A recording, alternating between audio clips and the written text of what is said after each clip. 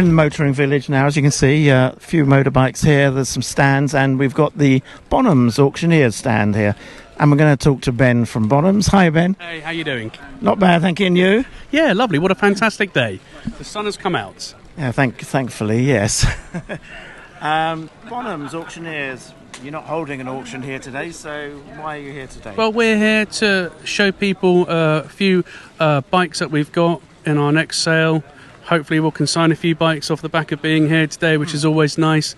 But also just to make people aware of our next sale and what we do and how we can help them.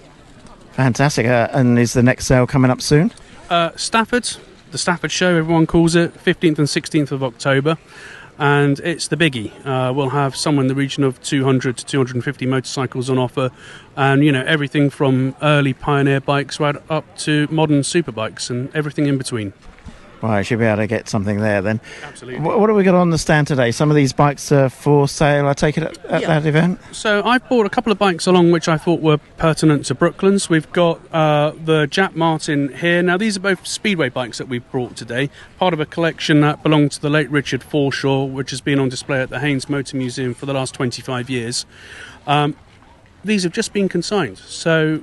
Right. Really, people here today, it's the first time that they're seeing them, and I'm still in the process of researching them, but Martin had a big association with Brooklands, likewise with Wallace, and there are guys here who know far more about it than I do, but this would have been a very trick bit of kit. It's actually a Rudge frame that Victor Martin built under licence, and he was only a matter of less than a mile from the Jap works, so he also had a close association with Jap, and of course putting the Jap engine into the Rudge frame was a very nice marriage.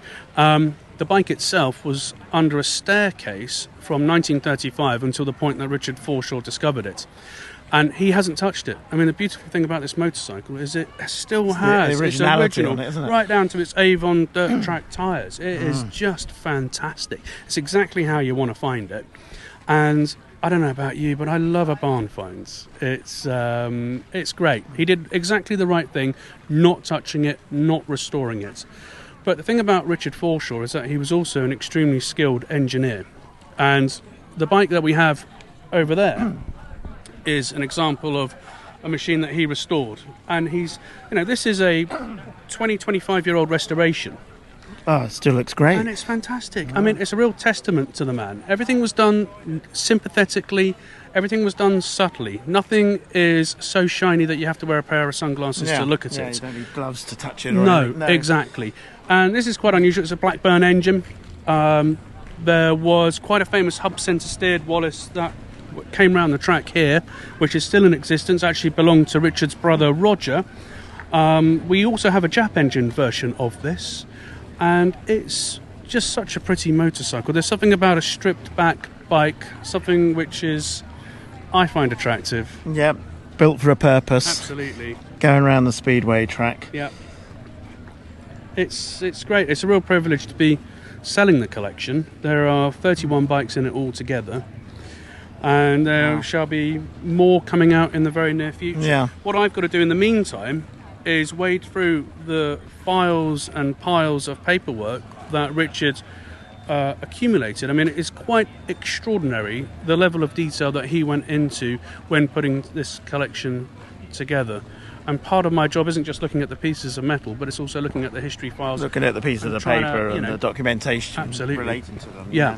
It all helps with the sale, I guess, doesn't it? Yes, yeah. It's piecing together the provenance and the history of these bikes, and sometimes it's not always possible, but it's really great when you have one of those moments where you find a primary piece of evidence that can prove or disprove what the history of a motorcycle is.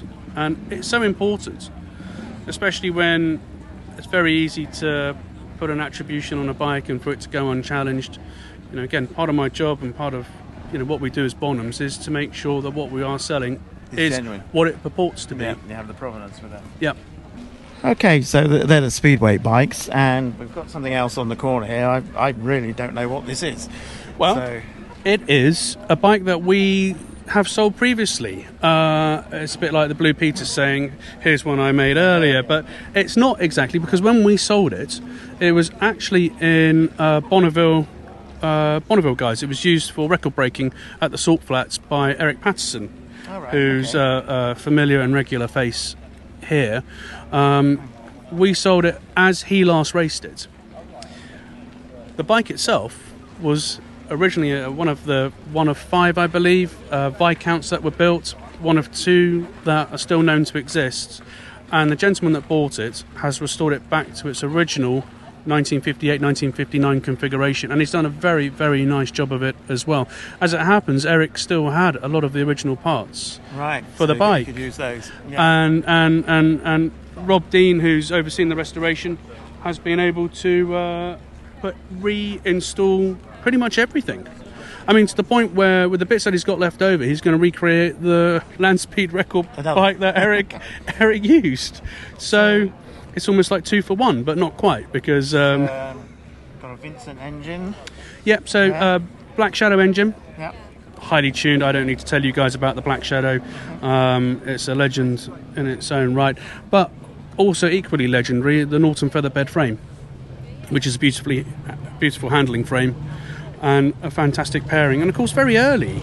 You know, I mean, we are talking about a Norvin that was made in the late 50s. It's will predate Go Day, I believe, and a lot of the other guys that were building these specials. So it's a really important bit of kit. A nice looking bike. Yes. And that, again, this is up for sale in your October auction? No. It's as Rob very kindly came to display it.